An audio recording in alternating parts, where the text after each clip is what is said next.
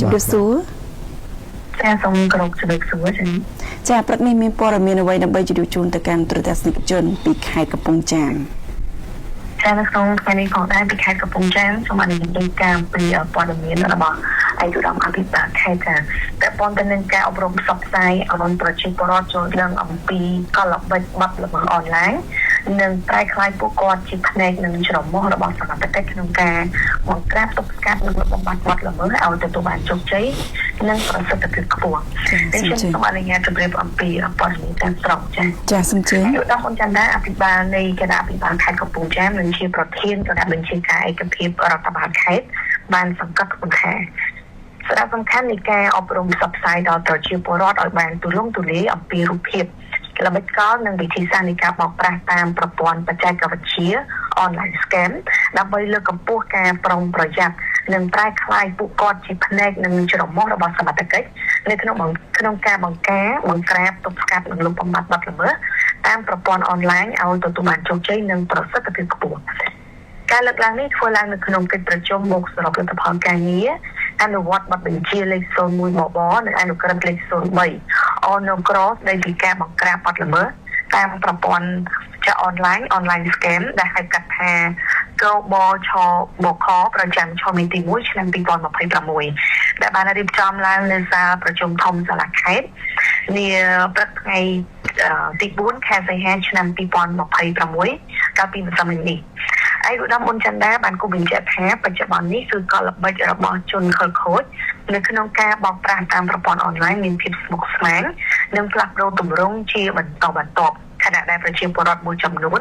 នៅមិនទាន់មានការយល់ដឹងគ្រប់គ្រាន់អំពីរូបភាពនិងវិធីសាស្ត្របោកប្រាស់ទាំងនេះនៅឡើយ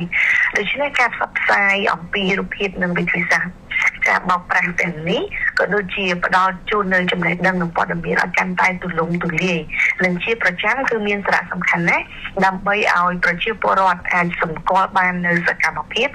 ឬសារដែលមានលក្ខណៈគួរឲ្យសង្ស័យនិងជៀសវាងការចាញ់បោកឯកឧត្តមអភិបាលខេត្តបានបញ្ជាក់ថាកង្វះការយល់ដឹងអំពីកលល្បិចនៃការបោកប្រាស់អាចបង្កផលវិបាកសំខាន់ពីរ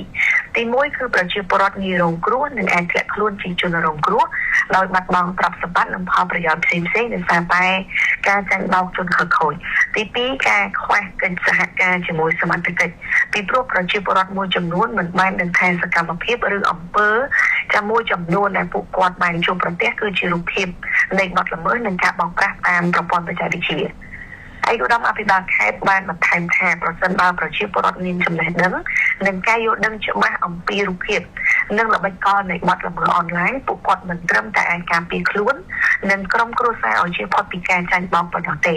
ប៉ុន្តែថែមទាំងអាចក្លាយទៅជាកម្លាំងដ៏សំខាន់នៅក្នុងការជួយអាជ្ញាធរនិងសមត្ថកិច្ចបង្ក្រាបនិងទប់ស្កាត់បទល្មើសឯកឧត្តមអភិបាលខេត្តបានសង្កត់ធ្ងន់ថាតាមរយៈការសង្កេតនិងការយល់ដឹងកាន់តែប្រសើរប្រជាពលរដ្ឋអាចចូលរួមផ្ដល់ព័ត៌មាននិងឬការជូនសមត្ថកិច្ចឲ្យបានទាន់ពេលវេលានៅពេលដែលពួកគាត់សង្កេតឃើញអំពីសកម្មភាពមិនប្រក្រតី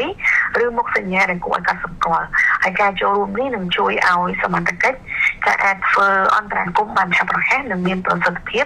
ព្រមទាំងរួមចំណែកកាត់បន្ថយនិងលុបបំបាត់បទល្មើសតាមប្រព័ន្ធអនឡាញចេញពីប្រទេសកម្ពុជាយើងផងដែរចាសម្រាប់ព័ត៌មានពីខេត្តកំពង់ចាមសូមបញ្ចប់ត្រឹមតែប៉ុណ្្នេះចឹងចាអរគុណជំរាបលាចំពោះសេចក្តីចាអរគុណចំពោះការជម្រាបជូនព័ត៌មានពីខេត្តកំពង់ចាមជម្រាបលាជួបគ្នានាឱកាសក្រោយទៀតចាសូមអរគុណសូមគោរព